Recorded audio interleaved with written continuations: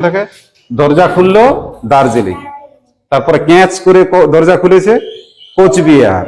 মনে করো নামগুলা, ক্যাঁচ করে দরজা খুললো কোচবিহার, পাটা জলে পড়ে গেল জলপাইগুড়ি, দিয়ে দরজার গ্রিল ছিল সেখান থেকে কোন জেলা? দার্জিলিং। দরজা খুললো দার্জিলিং, দরজা খুলে দেখলো যে দালান আছে, দালান থেকে দিনাজপুর, উত্তর দিনাজপুর আর দক্ষিণ দিনাজপুর। ঠিক আছে, এবার দালানে গিয়ে দেখছে মালা নেই, তখন সেই পুকুরের কাছে গেল, মনে পড়ছে? পুকুরের কাছে গিয়ে দেখছে মালা বসে আছে, মালার থেকে মালদা। ঠিক, তারপরে দুই বন্ধুর যখন দেখা হলো, এবার বেড়াতে বার হলো। ওরা কি গাড়ি নিল? ওরা মার্সিডিজ গাড়ি। মার্সিডিজ গাড়ি থেকে মুর্শিদাবাদ জেলা।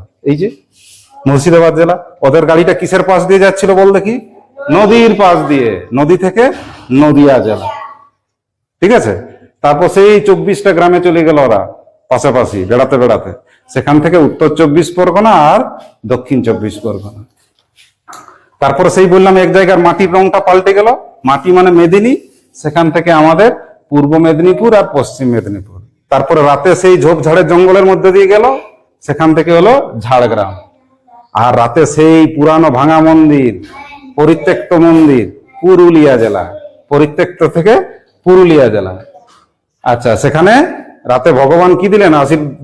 বর দিলেন, বর থেকে বর্ধমান।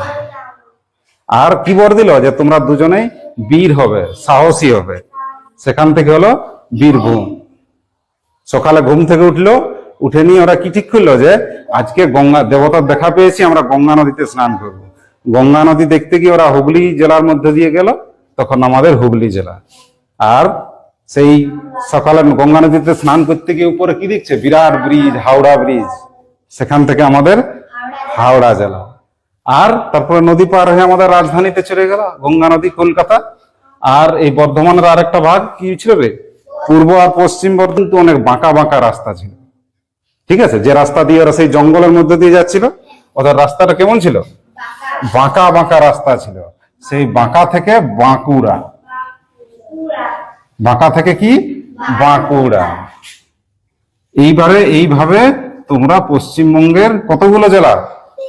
23টা জেলার নাম তোমরা খুব সুন্দর করে মনে রাখতে পারবে। কোনটা যদি